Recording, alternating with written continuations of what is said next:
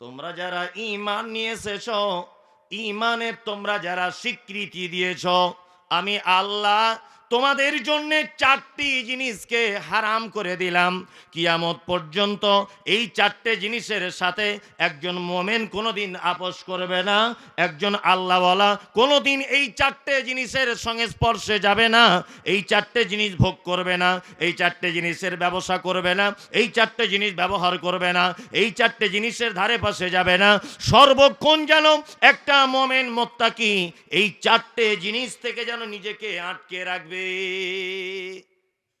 4টে কি? প্রথমে একটা কথা বলে দিই, আসলে মোমেন আর মুত্তাকি কাকে বলে এটা জানা আছে কি? এটা জেনে নিলে তাহলে সুবিধা হবে যে আপনি মুত্তাকি কি না।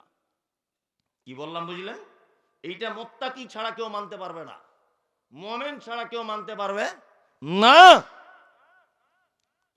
একজন সাহাবী আব্দুল্লাহ ইবনে মাসউদকে জিজ্ঞাসা করে বলছেন, হে আল্লাহ রসুলের সাহাবী আব্দুল্লাহ ইবনে মাসউদ, বলো তো দেখি আল্লাহ রসুল মুত্তাকিদের কি উদাহরণ পেশ করেছেন, বলো তো মুত্তাকিদের কি উদাহরণ?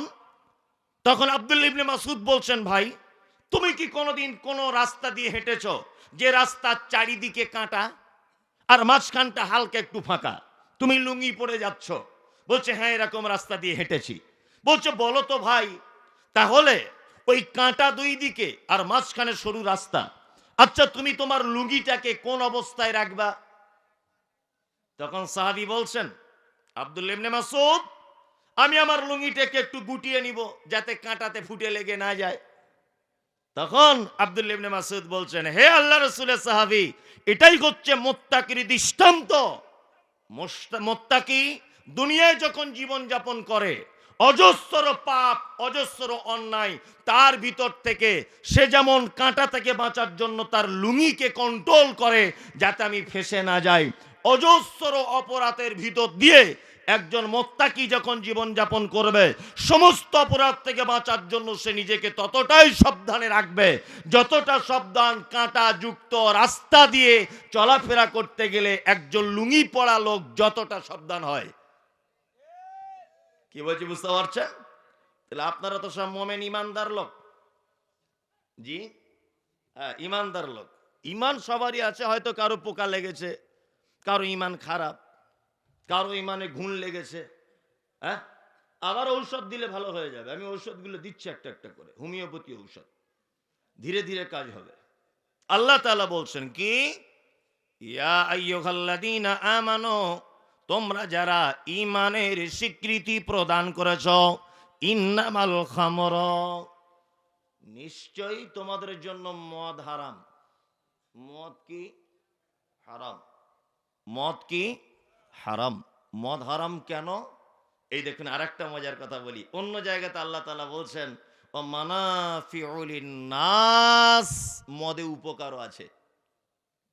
আল্লাহ বলছেন, আল্লাহ এখানে বলছে হারাম, আর অন্য জায়গা কি বলছেন, ও মানাফিউ লিন-নাস, মদে উপকারও আছে। আচ্ছা, কথা দুই রকম হয়ে গেল না? হ্যাঁ, উপকার আছে, অবশ্যই উপকার আছে। আপনারা ইন্ডিয়ান ঔষধ যদি খান কোনো মানুষ, তাহলে ইন্ডিয়ান প্রতিটা ঔষধে আমি দেখেছি লেখা আছে 2%, 3% অ্যালকোহল। বাংলাদেশে থাকে ঔষধে জানি না, মুসলিম কান্ট্রি খবর রাখতে পারি না। আমি ইন্ডিয়া দেখেছি ঔষধে সব লেখা থাকে 1%, 2%, 3% অ্যালকোহল আছে, মদ আছে। তার মানে মদে উপকার আছে। মদ হারাম কেন? মদ হারাম এই কারণে তার উপকারের দিক থেকে তার ক্ষতির দিকটা বেশি, এই কারণে মদ হারাম। আপনারা তো কেউ মদ পান করেন না, বাংলাদেশে মদ চলে না। না, মদ খায় না, মাঝে সাঝে বিড়ি টিড়ি টানে, হ্যাঁ আচ্ছা, জর্দা দিয়ে পান খায়, হাকিমপুরি দিয়ে, এইগুলো হয়, করে না? করে। আসলে মদ বলতে আপনি কি বোঝেন? এই আসতে, মদ বলতে আপনি কি বোঝেন সেটা আপনাকে আগে বুঝতে হবে। মদ কি? মদ কাকে বলা হয়েছে? কি মদ? আল্লাহ রসুল বলেন, তুমি এমন একটা জিনিস পান করেছ, তোমার মস্তিষ্কের চাকাটা যদি উল্টা দিকে ঘুরে যায়, তোমার মস্তিষ্কের চাকাটা যদি ডান দিকে যাবার কথা কিন্তু বাম দিকে নিয়ে চলে যায়, এই জিনিসটার নাম হলো মদ। বুঝলেন? আমরা মদ বলতে কি বুঝি? 4-5 জন বন্ধু এক জায়গাতে বসে বোতলে করে ঢক ঢক করে খেয়ে নিলাম, বাড়িতে বউকে ভাবি বলে ডাকলাম, আর মাকে গিয়ে বোন বললাম, ডান দিকের পা বাম দিকে গিয়ে ফেললাম, রাস্তার মাঝখানে দাঁড়িয়ে বললাম এই গাড়ি সব আমার বাপের, অথচ কিছুই নয়। কি বললাম বুঝলেন না? আমরা মনে করি এইটার নাম মদ, তাই না? কিন্তু রাসূল কি বলছেন? এমন এক নেশাদার দ্রব্য তুমি পান করেছো, পান করার কারণে তোমার মস্তিষ্কের চাকাটা উল্টো দিকে যদি ঘুরে যায়, তার নাম হলো মদ। আমি মমতাজুল ইসলাম জীবনে কোনোদিন হাকিমপুরি জর্দা দিয়ে পান খাইনি। আপনি যদি 100 গ্রাম জর্দা দিয়ে আমাকে যদি পান লাগিয়ে দেন, বলুন তো দেখি আমার মস্তিষ্ক ঠিক থাকবে না আমার চাকাটা উল্টো দিকে ঘুরে যাবে? উল্টো দিকে ঘুরে যাবে। এবার আপনাকে একটা উদাহরণ দেই, বুঝে নেন। পানি হলো হালাল না হারাম? হালাল। 1 গ্লাস খেয়ে আপনি, আপনার পিপাসা আছে 1 গ্লাস, আপনি জোর করে খেলেন 3 গ্লাস, বলুন তো এইটা খাওয়ার পরে আপনার মস্তিষ্কর চাকা ঘুরবে কি ঘুরবে না? ঘুরবে না। গরুর গোস্ত খেতে খুব ভালো, আপনি প্রয়োজনে 250 গ্রাম খান, একদিন বিয়ে বাড়িতে গিয়ে আপনি 500 গ্রাম খেয়ে নিয়েছেন, আপনার মাথার চাকা উল্টো দিকে ঘুরবে না। আপনার ভাত খাওয়া জায়েজ, আপনি 250 গ্রামের ভাত খেতে পারেন, একদিন যদি 500 গ্রাম চাউলের ভাত যদি আপনি খান, কিন্তু আপনার মাথার চাকাটা উল্টো দিকে ঘুরবে না। কিন্তু আপনি যদি কোনো দিন যদি বিড়ি যদি না টেনে থাকেন, আর আজকে যদি 100টা বিড়ি এক জায়গায় যদি পান করিয়ে দেওয়া হয়, দেখবেন আপনার মস্তিষ্কটা থরথর করে কাঁপছে। আপনি কোনো দিন গুল ব্যবহার করেন না, আপনাকে যদি গুল 1 প্যাকেট একসাথে যদি ব্যবহার করিয়ে দেওয়া হয়, দেখবেন আপনার মস্তিষ্কটা থরথর করে কাঁপছে। আপনি কোনোদিন জর্দা খান না, 100 গ্রাম জর্দা যদি আপনাকে একসাথে খাইয়ে দেওয়া হয়, আপনার মাথাটা দেখবেন উল্টা দিকে ঘুরে যাচ্ছে। ওই জন্য নবীজি বলেছেন ওই নেশাদার দ্রব্য হারাম যেটা পান করার পরে তোমার মস্তিষ্কটা উল্টো দিকে ঘুরে যায়। এবার একটা কথা আপনাকে বলি, নবীজি কি বলছেন? নবীজি বলছেন কুল্লু মুস্কিরিন খামরুন ও কুল্লু খামরিন হারামুন। প্রতিটা নেশাদার দ্রব্য হলো মদ, প্রতিটা নেশাদার দ্রব্য হলো মদ, আর প্রতিটা মদই হলো হারাম। প্রতিটা নেশাদার দ্রব্য কি? মদ, তাই না? আর প্রতিটা মদ কি? হারাম, তাই না? প্রতিটা নেশাদার দ্রব্য মদ, প্রতিটা মদ কি? হারাম।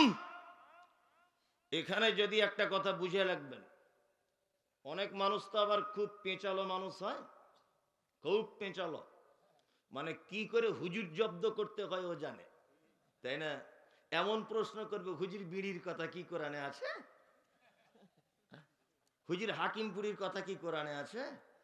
আচ্ছা বলুন, এখন যদি আমি বলি যে এখানে যত লোক আছে সবাই চোর, যদি এটা বলি আমি, বলুন তো সভাপতি, প্রধান বক্তা, প্রধান অতিথি, চাওয়ালা, মাইকওয়ালা, প্যান্ডেলওয়ালা, আর কেউ বাদ গেল? সবাই চোর মানে? সবাই যারা আছে সবাই চোর, তাই না? তার মানে নির্দিষ্ট করে তো বলা হয়নি। তা আল্লাহ রসুল শব্দ ব্যবহার করছেন কুল্লু মুস্কিরিন খামরুন, প্রতিটা নেশাদার দ্রব্য কি? মদ। যেখানে প্রতিটা শব্দ ব্যবহার করা হচ্ছে সেখানে আর বিড়ির কথা আসবে? আসবে? বেদাতের ব্যাপারে কি বলা হয়েছে? কুল্লু বিদাতিন দালালাহ ওয়া কুল্লু দালালাতিন ফিন্নার। প্রতিটা নতুন আবিষ্কৃত কাজ হচ্ছে ভ্রষ্টতা, প্রত্যেক ভ্রষ্টতাকারী থাকার জায়গা জাহান্নাম। এখানে যখন প্রতিটা বলা হচ্ছে, তাহলে আর নতুন করে কিছু বলা হলো? আমরা অনেক সময় খুব চালাক, খুব চালাক।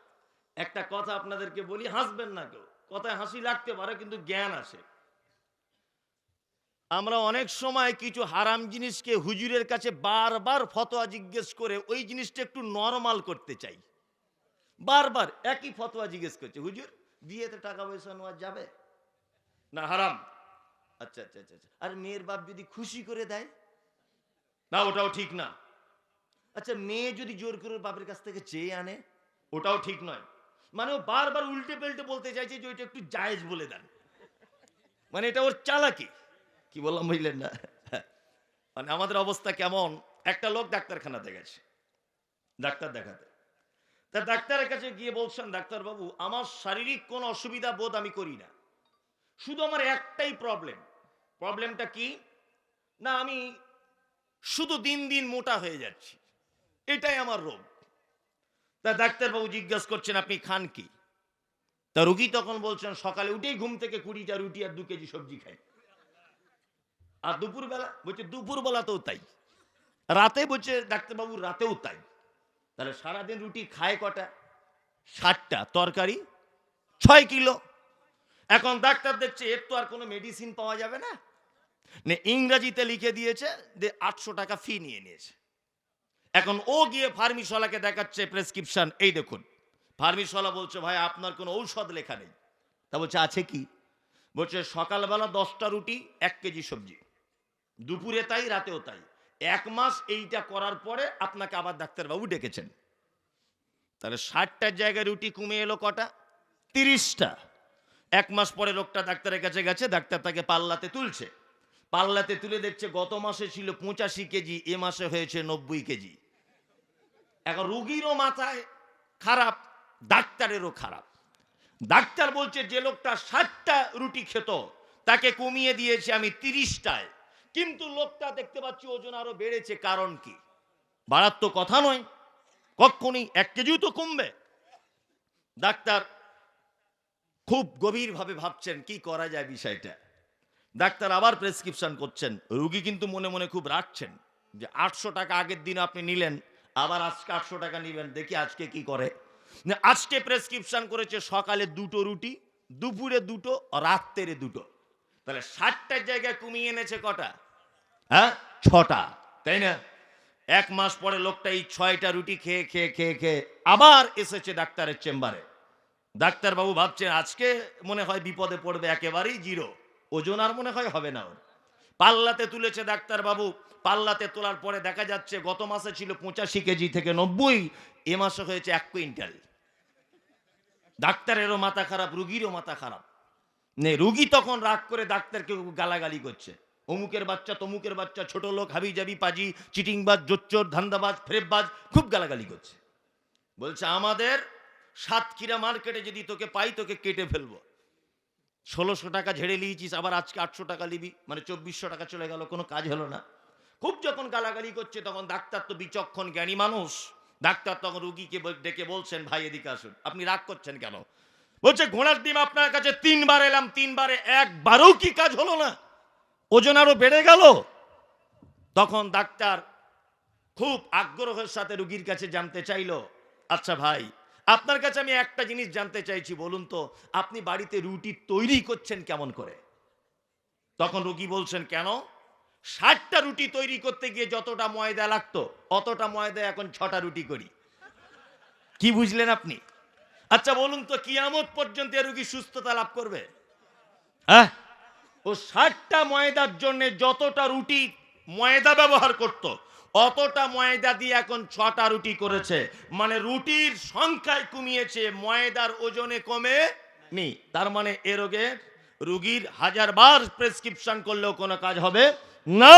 আল্লাহ বলছে কুল্লুম, আল্লাহ রসুল বলছেন কুল্লু মুস্কিরিন খামরুন, প্রতিটা নেশাদার দ্রব্য হারাম। অথচ হুজুরের কাছে যখন বারবার বিরক্ত করছে, হুজুর তখন বাধ্য হয়ে বলছে মকুরু। কি করবো, ওকে তো কিছু ইমামতিটা টিকাতে হবে, ও তখন বলে দিচ্ছে মকুরু। কি বললাম বুঝলেন না? এবার একটা কথা বলি, মকুরু শব্দ হারাম শব্দ থেকে নির্গত। মকুরুর বাংলা অর্থ হচ্ছে আপত্তিকর, তাই না? আপনাদের কিছু দূর গিয়ে ওখানে ওই বাংলাদেশ আর ইন্ডিয়ার বর্ডার আছে, আছে না?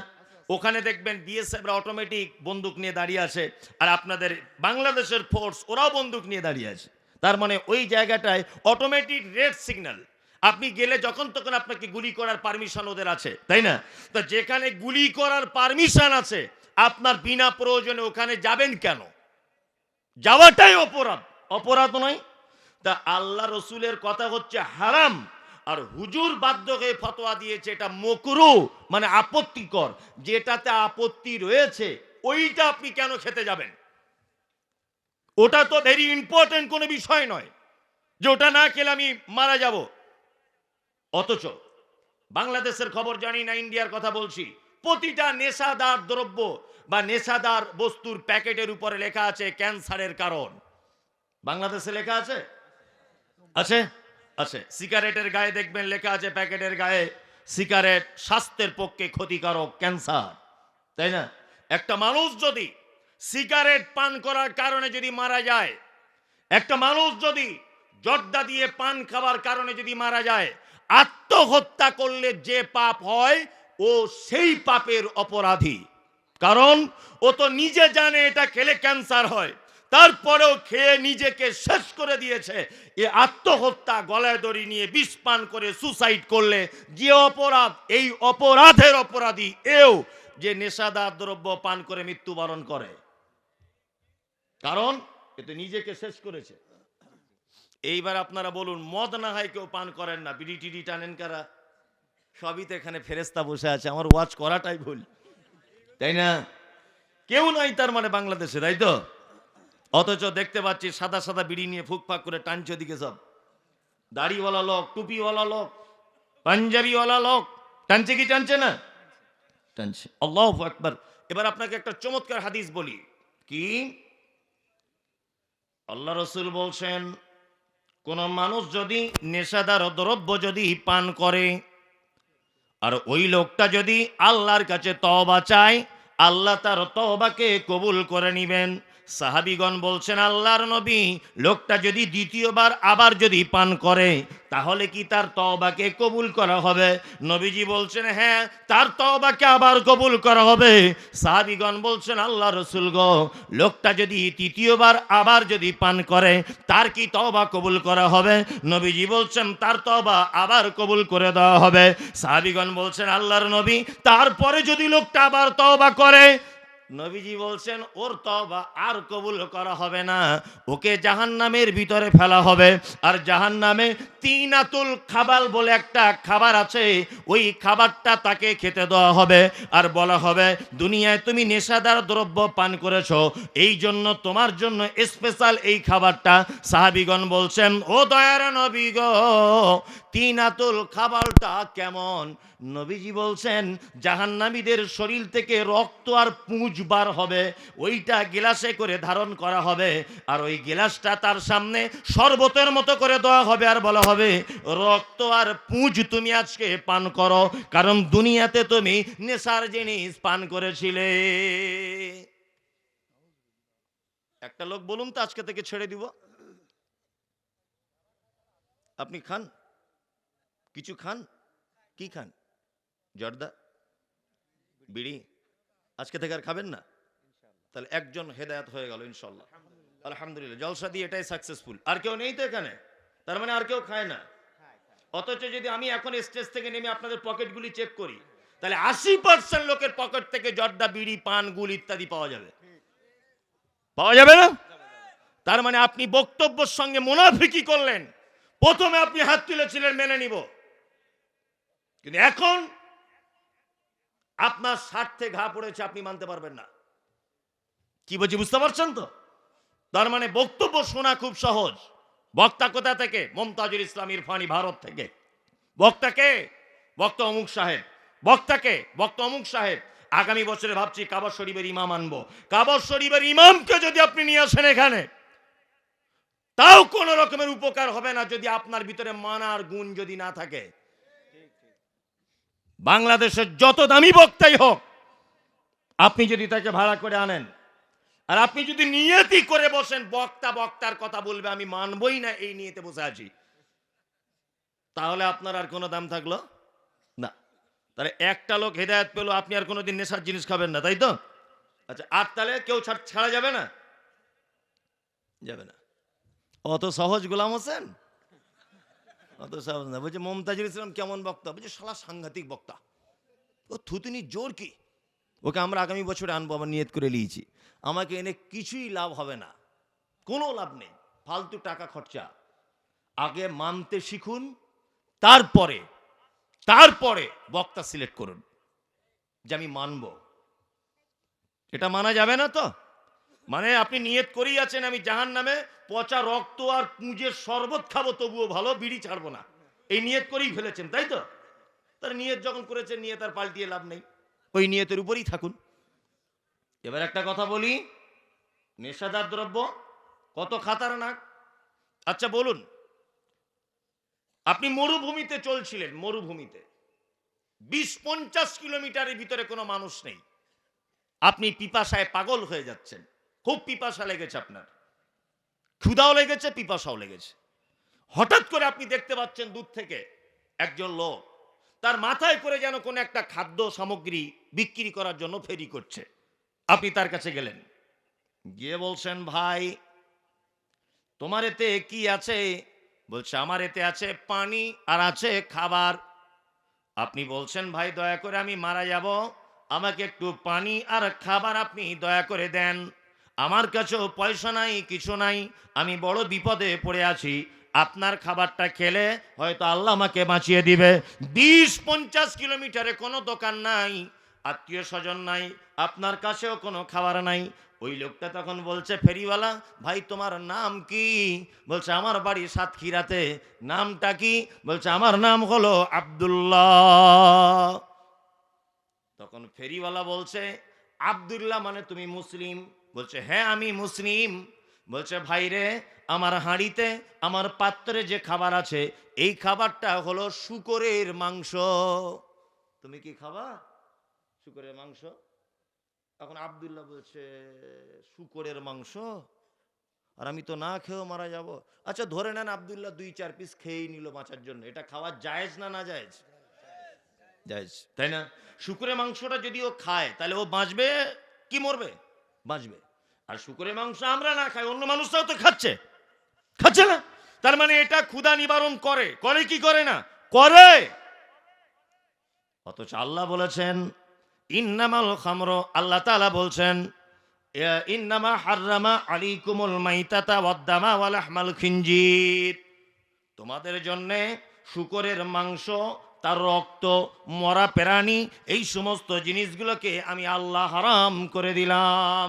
হারাম হওয়ার পরেও পরিস্থিতির অনুকূলে আপনি 2-1 পিস প্রাণ বাঁচানোর জন্য খেতে পারেন, কোনো সমস্যা নাই, আছে নাই? এবার আপনাকে একটা কথা বলি, ধরে নেন ওই লোকটা নয়, আর একটা লোক আসছিল, তার মাথাতে একটা পাত্র নিয়ে। ওই লোকটা হকারি করতে করতে এসে বলছে, ভাই রে আমার কাছে খাবার আছে। ওই লোকটা তখন বলছে, তোমার কাছে কি? বলছে, আমার কাছে আছে চুল্লু মদ, চোলাই মদ, মদ রয়েছে আমার কাছে, ভাই তুমি কি একটু খাবে? বলছে, না ভাই খাবো না। বলুন তো দেখি, যে লোকটা ক্ষুধার কারণে মারা যাচ্ছিল, শূকরের মাংস খেলে বাঁচবে, আর ওই খালি পেটে 2-3 দিন যে লোকটার খাওয়া হয়নি, ওকে যদি পেট ভরিয়ে যদি মদ পান করিয়ে দেওয়া হয়, তাহলে কি এ বাঁচবে না মরবে? মরবে। তার মানে প্রয়োজনে শূকরের মাংস খেলে বাঁচবেন, এটা ইসলামের পারমিশন আছে। কিন্তু আপনি প্রয়োজনে ওই রকম অবস্থায় যদি মদ যদি পান করেন আর নেশার জিনিস যদি পান করেন, আপনি টিকে থাকতে পারবেন না। পারবেন? তার মানে এর থেকেও নিকৃষ্ট, তবুও ছাড়া যাবে না। চলুন, ছাড়তে হবে না, আমি আমার ডিউটিটা করে যাই। খামর ওয়াল মাইসির, জুয়ো খেলা হারাম। জুয়ো বুঝেন তো? জুয়ো আপনারা খেলে? জুয়া খেলা এটা কি খেলে? খেলে, এটা হারাম। কেন হারাম? এটা এক শ্রেণীর মানুষকে ধনী করে দেয় এবং সেই সংখ্যাটা খুব কম, আর অধিকাংশ মানুষকে ভিখারি বানিয়ে দেয়, এর সংখ্যা খুব বেশি। কি বললাম বুঝলেন? এই জন্য এটা কি ইসলামে হারাম। ওয়াল আনসাব, দেবদেবীর পূজা করা হারাম। মুসলিমরা দেবদেবীর পূজা করে না, মাঝে সাঝে বাবা অমুক তবুক মাজার টাজার এই সবে টুকটাক যায়। কিছু মুসলমান আছে, আছে না? কিছু মুসলমান আছে না? নেই, আছে। ওয়াল আনসাব ওয়াল আজলাম, গণকের কাছে যাওয়া হারাম। গণক বুঝেন? হাত দেখে যারা কথা বলে, ও তো চিটার। কাজী নজরুল বলেছেন, ওই পীর ফকিরের কথা যদি সত্য হতো, তারা কেন রাস্তার ধারে ভিক মেঙে খেত? হ্যাঁ, পীর ফকির গণক এদের কথা যদি চূড়ান্ত হবে, সে নিজে কেন ফুটপাতে 10 টাকার জন্য তোমার হাত দেখতে বসেছে? ও তো নিজের হাত দেখে তার ভাগ্যের পরিবর্তন করতে পারত। কি বলছে বুঝতে পারছেন না? এরা 1 নম্বরের চিটার। আমি তখন ছোটদের মাদ্রাসায় পড়ি, কলকাতার শিয়ালদা স্টেশনে নেমেছি, তখন অত হাদিস কালাম বুঝতাম না, একদমই বাস্তব কথা। দেখছি একটা লোক খাঁচার ভিতরে একটা টিয়া পাখি নিয়ে বসে আছে, তখন অল্প বয়স, ট্রেন থেকে নেমেছি। লোকটাকে গিয়ে বলছি যে ভাইয়া আপনার এই টিয়া পাখির কাজ কি? বলছে টিয়া পাখি হাত দেখে বলে দিবে তুমি কার সঙ্গে ভালোবাসা করো, কি করো, হাবি যাবি সব। মনে মনে ভাবছি তাহলে ক টাকা লাগবে? বলছে 3 টাকা। আজ থেকে বলছি 20 বছর আগের কথা। 2 টাকা না 3 টাকা বলছে লাগবে। বাহ! তখন তো মাদ্রাসায় সবে নতুন পড়েছি, তার আগে স্কুলে পড়তাম, বদমাইশি করেছি। বাপের এক ছেলে হলে যা হয়, তা এখন আমি ওর হাত দেখিয়ে দিয়ে বলছি দেখুন তো আমারটা কি ব্যাপার। তো ও হঠাৎ করে আমার চোখ মুখের দিকে তাকিয়ে বলছি তুমি কাউকে ভালোবাসো? হঠাৎ করে। বলছি হ্যাঁ একটু একটু বাসি। তা এখন কি খবর তার? উনি বলছেন। বলছি এখন খবর বলতে ফোন টোন তো নাই এখনকার মতো, আর কোনো যোগাযোগ করতে পারছি না। তো আমাকে বলছে তুমি কি ওকে চাও? যে চাই মানে আমি তো ওকেই খুঁজছি মনে মনে। তখন উনি বলছেন যে এমন একটা তাবিজ দিব ও জানালা ভেঙে তোমার বাড়ি চলে আসবে।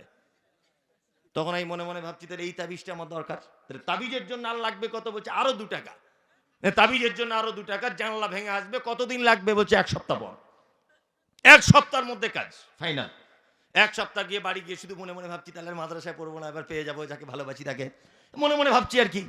1 সপ্তাহ পার করে 10 দিন পরে যখন আবার মাদ্রাসায় যাচ্ছি, কোনো কাজ হলো না, তখন বাবাকে গিয়ে বলছি বাবা আচ্ছা আপনি যে তাবিজ দিয়েছিলেন ওটাতে কোনো ফল পেলাম না। তখন হাত দেখে বলছে চিটারদের অবস্থাটা কি? হাত দেখে তখন বলছে আচ্ছা আচ্ছা এই যে দাগটা বাম দিকে ঘুরে গেছে না, তার মানে গন্ডগোল। কি গন্ডগোল? বলছে আমি দিয়েছি 2 টাকার তাবিজ, আর ওর মা আবার অন্য হুজুরের কাছ থেকে তাবিজ নিয়েছে 20 টাকার। ওর মা তাবিজ নিয়েছে আটকে রাখার, আর আমি 2 টাকার তাবিজ বার করার। মানে দুটো তাবিজে মারামারি লেগে গেছে। যে তাবিজের দাম বেশি তার কাজ বেশি। 2 টাকায় কি আর কাজ হয়? 20 টাকারটা কাজ বেশি হচ্ছে। তো তুমি যদি আজকে একটা নাও 40 টাকা পড়বে, একেবারে ছিঁড়ে চলে আসবে। মনে মনে ভাবছি আর এক চিটার, আর এক চিটার গণক, এদের কাছে যাবেন না। আল্লাহ তাআলা বলছেন রিজসুম মিন আমালিশ শাইতান, নিশ্চয়ই এই 4টি কাজ কাদের কাজ? শয়তানের কাজ। ফাজতানি বুহু লাআল্লাকুম তুফলিহুন, তোমরা ছাড়বে কি ছাড়বে না এই 4টে কাজ এটা বলো। যতক্ষণ না পর্যন্ত ছাড়তে না পারবে তোমরা ততক্ষণ পর্যন্ত সফল কাম হতে পারবে না। তাহলে 4টে নিষেধের কথা বলে দিলাম, তাই না? এরকম অনেক নিষেধের কথা আছে। এবার আপনাদেরকে 4টে 5টা করে আদেশের কথা বলবো।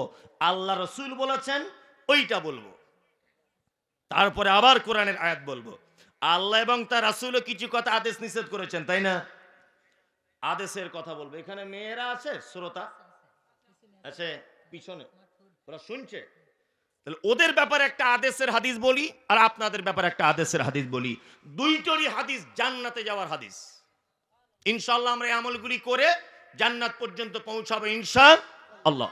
মেয়েদেরটা আগে বলি, ওরা মানে বসে আছে অনেকক্ষণ, ওদের ব্যাপারে আলোচনা কিছু হয়নি, আর আমি তেমন ওদের ব্যাপারে বলতেও পারি না। তো একটু একটু করে বলি। আল্লাহ রাসূল সাল্লাল্লাহু আলাইহি ওয়াসাল্লাম তিনি বলেছেন কি, আল মারাতু ইজা সাল্লাত খামসাহা ওয়া সামাত শাহরাহা ওয়া আতাআত বালাহা ওয়া আহসানাত ফারজাহা ফাতাদখুল মিন আইয়ি আবওয়াবিল জান্নাতি সাআত। নবীজি বলেছেন একজন নারী যদি 4টে কাজ যদি করে জান্নাতের যে কোনো দরজা দিয়ে ঢুকে যাবে, পৃথিবীর কেউ তাকে বাধা দিবে না। 1 নম্বরের কাজ হলো আল মারাতু ইজা সাল্লাত খামসাহা, 5 ওয়াক্ত সালাত আদায় করবে। কতদিন একজন মেয়ে 5 ওয়াক্ত সালাত আদায় করবে? 1 মাসের ভিতরে একজন মেয়ে করবে 25 দিন, কেউ পড়বে 23 দিন, কেউ পড়বে 27 দিন। বাকি দিনগুলো ইশারাতে বুঝে নেন আল্লাহ মাফ করে দিয়েছে ওদের, আল্লাহ মাফ করে দিয়েছে। অসমাত শাহরাহা, আর মহিলারা যারা আছেন প্রথম সালাত আদায় করবেন। 2 অসমাত শাহরাহা, 1 মাস সিয়াম পালন করবেন। তবে নামাজ বা সালাত যেমন আপনাদের জন্য ছুট দেওয়া হয়েছে, সিয়ামে ছুট নাই। পরবর্তী সময়ে সিয়ামগুলো পরিপূর্ণ করে দিতে হবে। 3 নম্বর ওয়া আতাআত বালাহা, স্বামীর সেবা করবে একজন নারী, স্বামীর যত্ন করবে। আপনাদের করে তো? হ্যাঁ, ওই চাচা এরকম করছে, মানে খুব বিপদে আছে লোকটা, এরকম করছে। মানে স্বামীর সেবা করে। আসসালামু আলাইকুম ওয়া রাহমাতুল্লাহি ওয়া বারাকাতুহু।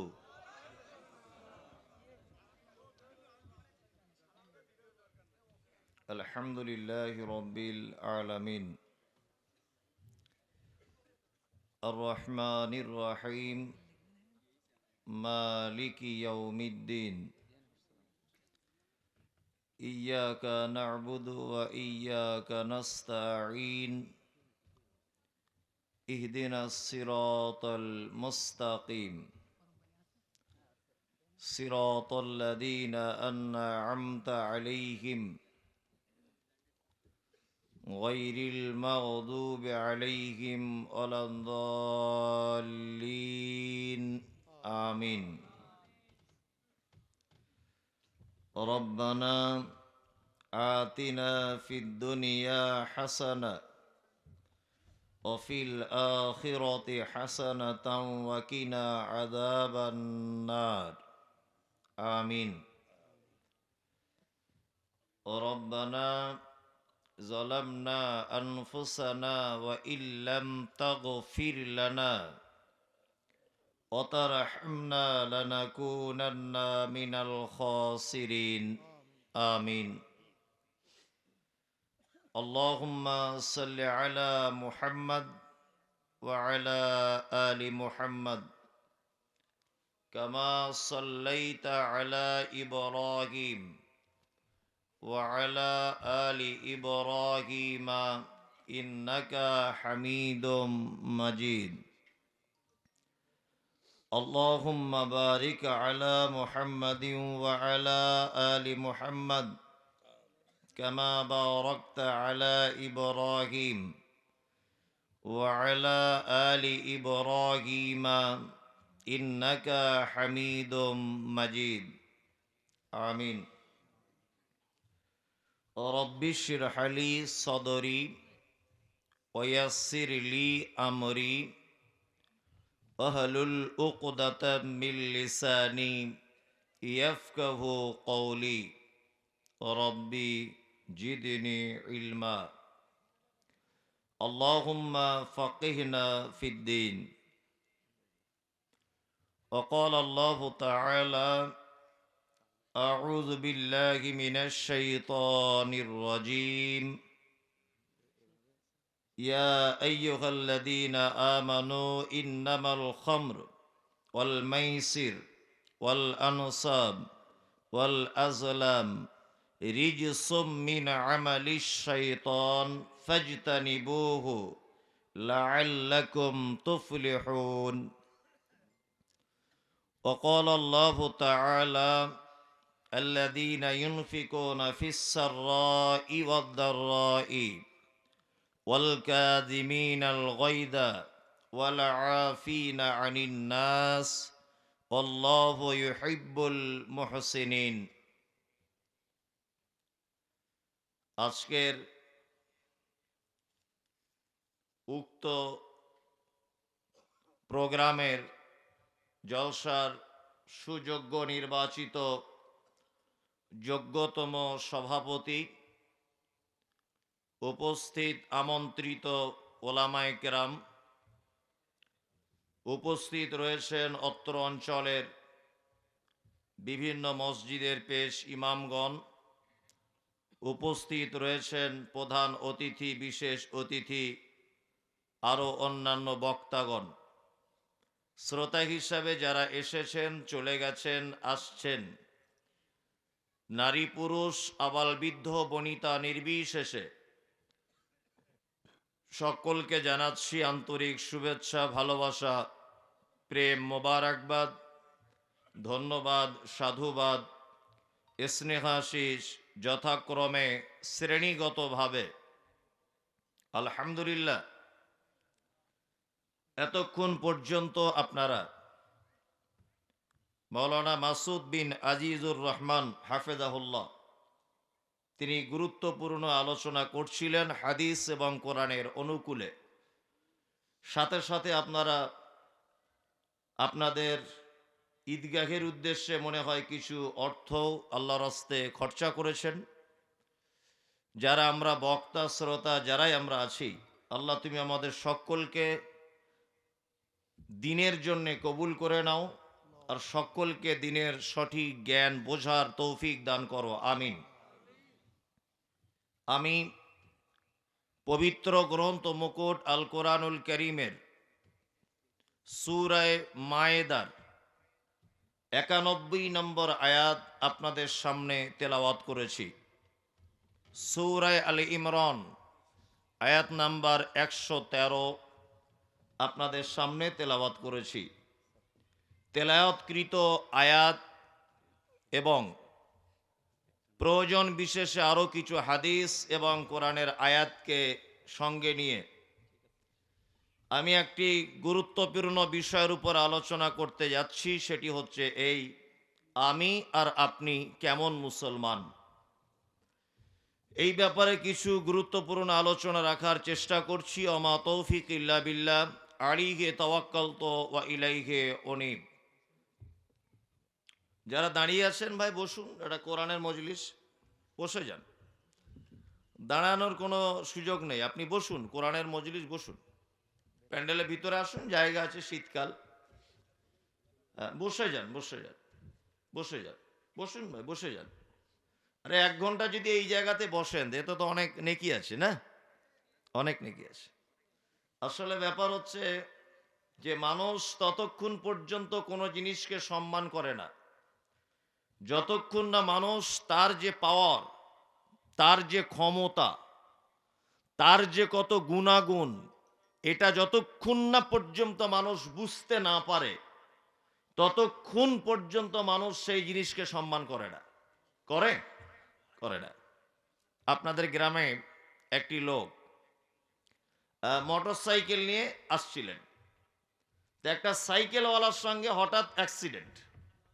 সাইকেলওয়ালাটা আপনাদের গ্রামের, মোটর সাইকেলওয়ালা বাহিরে গ্রামের, অপরিচিত। সাইকেলওয়ালা তখন সাইকেল থেকে উঠে মোটর সাইকেলওয়ালাকে প্রচন্ড অকথ্য ভাষায় গালিগালাজ করছেন, খুব উল্টো পাল্টা বলছেন।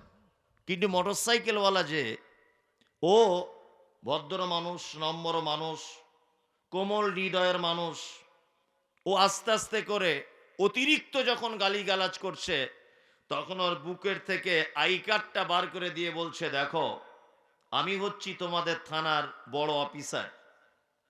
আচ্ছা বলুন তো, এই অফিসারটা শোনার পরে সাইকেলওয়ালা ওকে যে গালাগালি দিচ্ছিল এখন গালাগালি দিবে না ও তার কাছে ঘুরিয়ে ক্ষমা চাইবে? কোনটা? ক্ষমা চাইবে।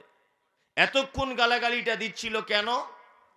তার যে কি পাওয়ার, তার যে কি ওজন, তার যে কত ক্ষমতা, এই ক্ষমতা সম্পর্কে তার কোনো জ্ঞান ছিল না। জ্ঞান এসে যাবার পরে পরই তাকে ভয় করতে শুরু করে দিয়েছে। এই যে জায়গাটা এখন আমরা বসে আছি, এই জায়গাটার কত মূল্য, আপনাকে আমি একটা ছোট্ট হাদিস বলে তারপরে বক্তব্য শুরু করছি। এরপরেও হাদিসটি শোনার পরেও যদি বসতে ইচ্ছা না হয় তাহলে ভেবে নিতে হবে, খতামাল্লাহু আলা কুলুবিহিম ওয়া আলা সামঈহিম, আল্লাহ বলছে তাদের অন্তরে আমি মোহর মেরে দিয়েছি। তাদের অন্তরে কি করেছি? মোহর মেরে দিয়েছি। আর উর্দুতে একটি কথা আছে, জমিন अगर पत्थर हो तो बारिश से क्या होगा, दिल अगर पत्थर हो तो तकरीर से क्या होगा।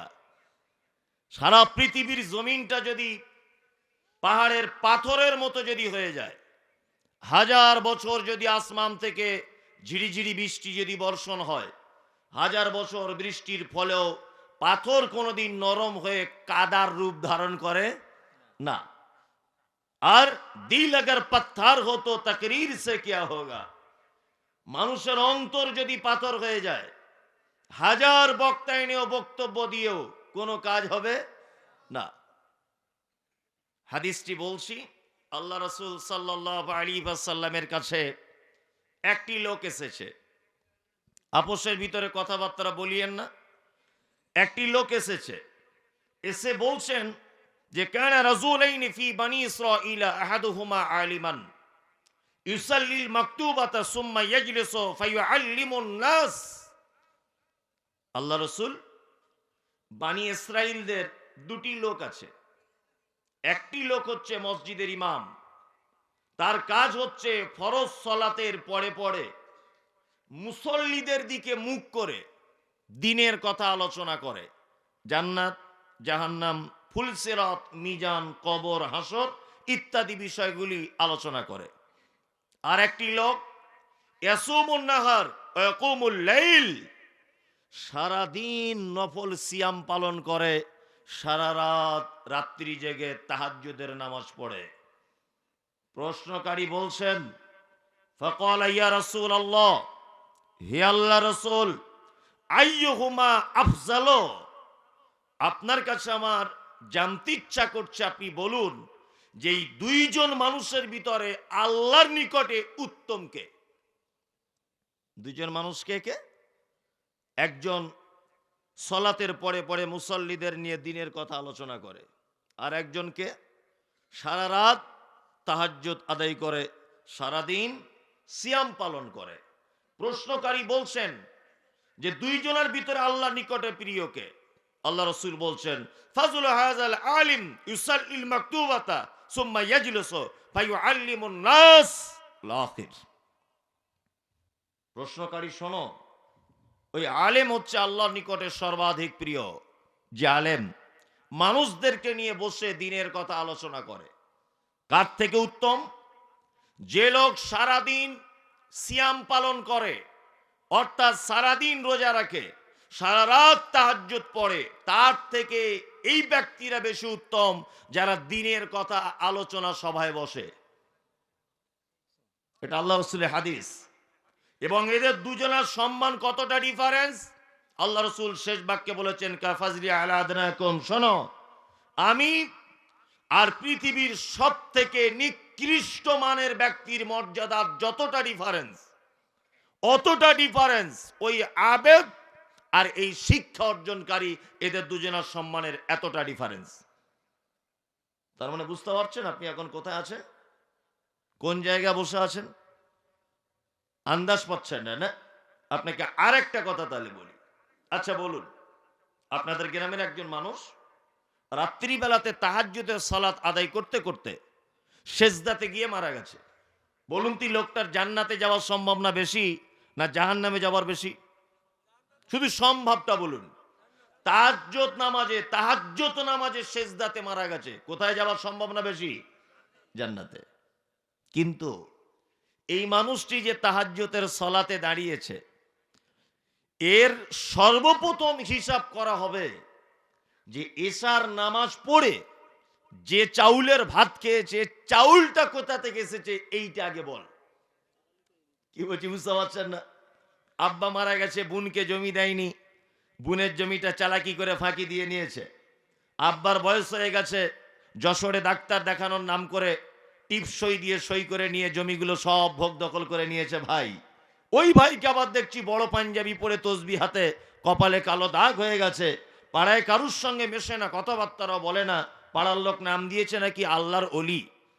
হ্যাঁ, আবার শুনেছি লোকটা হজ করে এসেছে কিছুদিন আগে, মক্কার ফুটপাতে বড় বড় পাঞ্জাবি বিক্রি হয়, 4-5টা কিনেও নিয়ে এসেছে, হাজি রুমাল নিয়ে এসেছে 4-5 কালারের, লোকটা ঘুরছে। এই মমতাজুল ইসলাম বলছি, পৃথিবীতে যদি কোনো নগদ জাহান্নামীকে যদি দেখতে চান, যে তার ভাইয়ের জমি ফাঁকি দিয়েছে, যে বাপ তার বেটাকে ফাঁকি দিয়েছে, কোনো ভাই তার বাপের কাছ থেকে জোরপূর্বক জমি লিখে দিয়েছে, যে ভাই তার বোনকে জমি ফাঁকি দিয়ে নিজের নামে করে নিয়েছে, এ হচ্ছে জীবিত টাটকা জাহান্নামী লোক। কি বলছি বুঝতে পারছেন না? মরার পরে তো যা হবে হবে, ও আগেই টাটকা লোক। কি বলছি বুঝলেন? তার মানে এই মানুষগুলি জান্নাতে যাবে তাহাজ্জুদ পড়েও তার কোনো সিওরিটি নাই। কিন্তু আল্লাহ রাসূল কি বলছেন? আল্লাহ রাসূল বলছেন, কোন মানুষ যদি দ্বীনের জ্ঞান অর্জন করার জন্য বাড়ি থেকে যদি বার হয়, ফাহুয়া ফি সাবিলিল্লাহ হাত্তা ইয়ারজিআ, যতক্ষণ পর্যন্ত সে তার নিজের বাড়িতে ফেরত না আসে, এ যতক্ষণ দ্বীনের জ্ঞান অর্জনের জন্য বাড়ি থেকে বার হয়েছে আর নিজের বাড়িতে ফেরত না আসে, ততক্ষণ পর্যন্ত এ ফি সাবিলিল্লাহ, আল্লাহর রাস্তাতে থাকে। আর এই মুহূর্তে যদি তার মওত চলে আসে, তাহলে ও শহীদের মর্যাদা লাভ করে। তার মানে আপনি এখন খুব ভাগ্যবান, প্যান্ডেলের ভিতরে আপনার আল্লাহ না করুক যদি এখন মৃত্যুই হয়ে যায়, আপনি কোন দরজার অধিকারী? শহীদের দরজার অধিকারী। যাতা মরণ নয়। তার মানে এই জায়গাটাকে মূল্যায়ন করার চেষ্টা করুন। দাঁড়িয়ে আছেন, বসুন, ভদ্রতা বজায় রাখুন। এবার আপনাদের সামনে আমি আলোচনা শুরু করছি, আমি আর আপনি কেমন মুসলমান। আচ্ছা, আপনাদেরকে কয়েকটি প্রশ্ন করি। পবিত্র আল কোরআনুল কারীমের আল্লাহ সুবহানাহু ওয়া তাআলা, আমরা ধর্ম বলতে ইসলামকে বুঝি, আর অন্যান্য ধর্মকেও বুঝি, তাই না? আসলে ধর্ম নয়, এটা একটি জীবন ব্যবস্থা। তা আমি চলিত শব্দ ব্যবহার করছি। পবিত্র আল কোরআনে আল্লাহ সুবহানাহু ওয়া তাআলা কটি ধর্মের কথা বর্ণনা করেছেন বলুন তো? জানা আছে কারুর? আছে? না, জানা নেই। এক এক হচ্ছে ইসলাম সম্পর্কে আল্লাহ সুবহানাহু ওয়া তাআলা বর্ণনা করেছেন। আর কোরআনের শব্দ এসেছে ইয়াহুদা ওয়ান নাসারা। ইহুদি এবং খ্রিস্টানদের ব্যাপারেও আল্লাহ সুবহানাহু ওয়া তাআলা কথা বলেছেন, তাই না? এইবার আপনাদেরকে একটা কথা বলি। সারা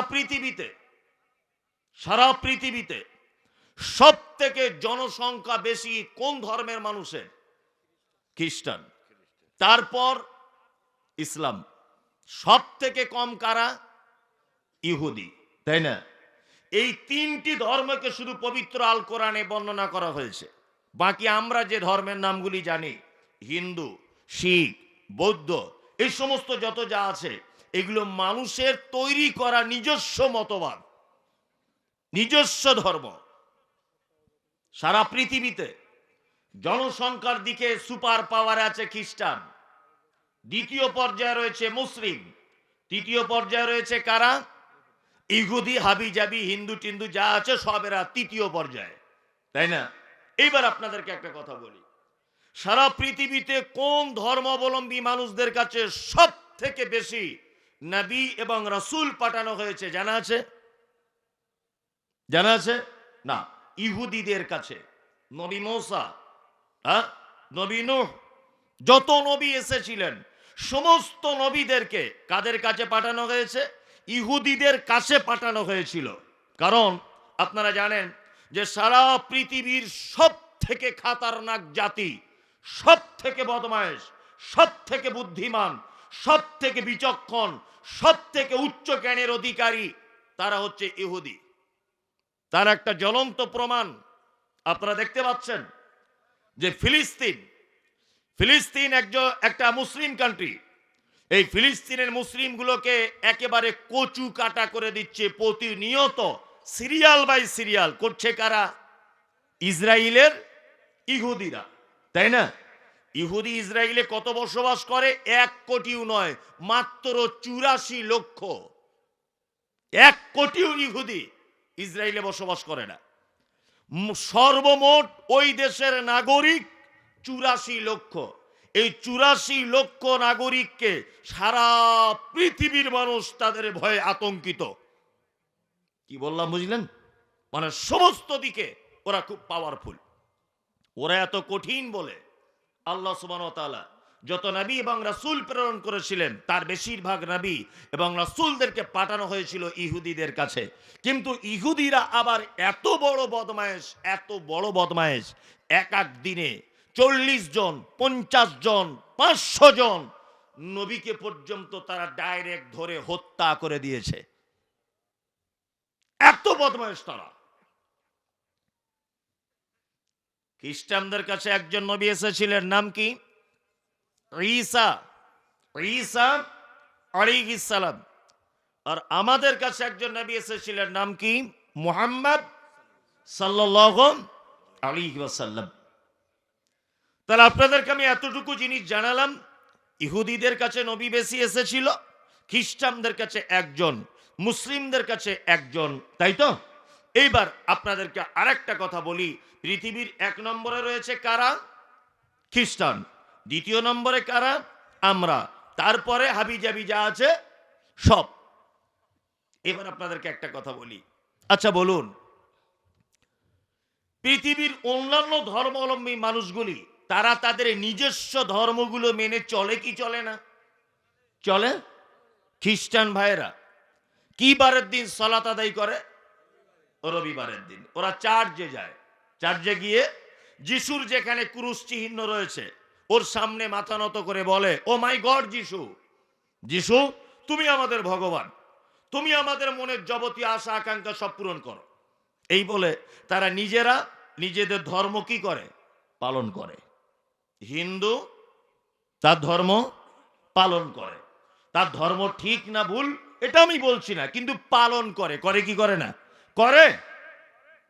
একটা হিন্দু বাচ্চা ছেলেকে যদি আপনি বলেন যে তুলসী গাছের গোড়াতে তোমাকে পেচ্ছাপ করতে হবে, ও মারা যাবে, তবুও কোনোদিন তুলসী গাছের তলাতে পেচ্ছাপ করবে না।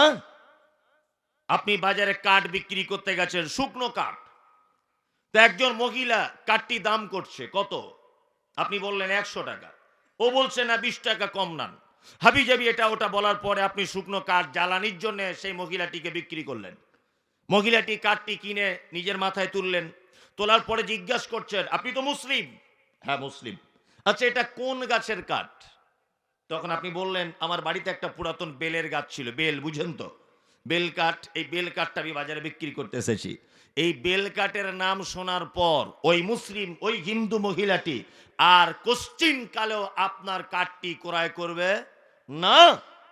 কারণ কারণ হচ্ছে এই হিন্দু শাস্ত্রে কোনো মানুষ যখন মারা যায় বা তারা যখন তাদের দেব দেবীর সামনে তারা যখন ওই প্রসাদ বা কিছু মানত করে, তাতে কি থাকে? পূজার ডালি সাজায়। যখন তারা বেলপাতা থাকে, দুবলা ঘাস থাকে, চন্দনের কাঠ থাকে, হাবিজাবি থাকে, ঠাকুরের সামনে তারা পূজার ডালি সাজায়। এই কারণে বেলগাছ তাদের শাস্ত্রে পোড়ানো নিষেধ। ও মেনে চলে? চলে না? চলে। একটা হিন্দু ভাই মারা গেল, আপনারা লক্ষ্য করবেন যে তার বড় ছেলে সঙ্গে সঙ্গে মাথা নেড়া করে, করে না? হ্যাঁ। তার বাপকে যখন চিতায় পোড়ানো হয়, গোটা অঙ্গ প্রত্যঙ্গ পুড়ে যায়, একটি অঙ্গ পড়ে না। কোনটা? এই জায়গাটায় পড়ে না। মুহাম্মদ সাল্লাল্লাহু আলাইহি ওয়াসাল্লাম কি বলছেন? আল্লাহ রাসূল বলছেন কুল্লু আজমিন ইয়াকুলু তুরাব ইল্লা আজমি জামবে। মাটির যত পাওয়ারই থাক না কেন, মাটির যত ক্ষমতাই থাক না কেন, মানুষকে যখন মাটিতে কবরস্থ করা হয়, মাটি তার পাওয়ার খাটিয়ে মাটি ওই মানুষের দেহকে সব খেয়ে একেবারে শেষ করে দেয়, ইল্লা আজমি জামবে। কিন্তু মানুষের দেহে একটি হাড্ডি আছে, যে হাড্ডিটা মানুষ কিয়ামত পর্যন্ত কবর খেতে পারবে না। হাড্ডিটা কোন জায়গার? কেউ কেউ বলেছেন এই যে দেখবেন এই জায়গাটা হাত দিয়ে ভিতরে একটা হাড্ডি আছে, এই জায়গাটায় দেখেছেন? কোন কোন মুহাদ্দিসগণ বলছেন এই হাড্ডিটা কবর খেতে পারে না। আর কেউ কেউ বলেছেন এই ডান দিকের পাঁজরের হাড়, এই দিকের আপনার এই রকম উপরের জায়গার এই হাড়, যাই হোক যে হাড়ই হোক, মানুষের দেখে কবর সম্পূর্ণ খেতে পারে না, কিছু না কিছু থাকে। ওই জন্য দেখবেন যে কবরস্থানে 20-30 বছর আগের কবর দেওয়া মানুষ, তার উপরে আবার যখন কবর খোঁড়া হয় বুঝতে পারা যায় না। অনেক সময় দেখবেন যারা কবর খোঁড়ে 2-4টে পুরাতন হাড্ডি খুঁজে পাওয়া যায়। এইটাই মুহাম্মদ সাল্লাল্লাহু আলাইহি ওয়াসাল্লামের হাদিসের প্রমাণ, এইটাই প্রমাণ। নাভিটাকে কি করে হিন্দু ভাই? ও নাভিটাকে একটা মাটির পাত্রে নেয়, ধূপ ধুনো জ্বালিয়ে ও গঙ্গায় ভাসিয়ে দিয়ে বলে মা গঙ্গা দেবী এটা হচ্ছে তোমার সন্তান। তার মানে হিন্দু শাস্ত্রের মানুষদের একটা বিশ্বাস, কি বিশ্বাস? যে পৃথিবীতে যত মানুষ এসেছে, যত মানুষ আছে, বর্তমানে যত মানুষ আসবে, সমস্ত মানুষ কার সন্তান? গঙ্গা দেবীর সন্তান। এটা তাদের বিশ্বাস, ওই জন্য তারা গঙ্গাতে ভাসিয়ে দেয়। এইবার ছেলেটা বাড়ি চলে আসে, পাঞ্জাবি পায়জামা জামা কাপড় সব খুলে দেয়, মাথা নেড়া হয়, আর দেখবেন সাদা একটা ধুতি পরে আর একটা সাদা গায়ে দেয়, দেয় না? আর একটা জিনিস লক্ষ্য রাখবেন যে পাটের বস্তার মতো একটি কাপড় এইখানে গুঁজে নিয়ে ঘোরে, দেখবেন বাজারে হিন্দু ভাইরা গোঁজে না ঘোরে। কেন?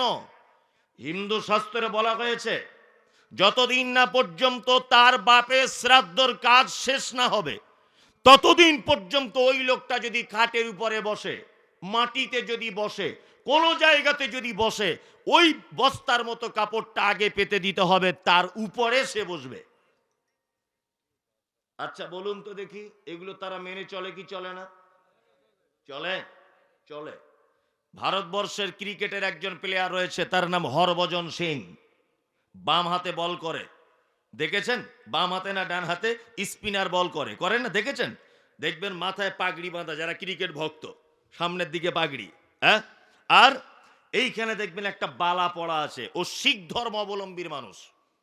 এখানে একটা বালা, মাথায় একটা কি পাগড়ি, তাই না? এই সামনে এখানে গোল হয়ে আছে।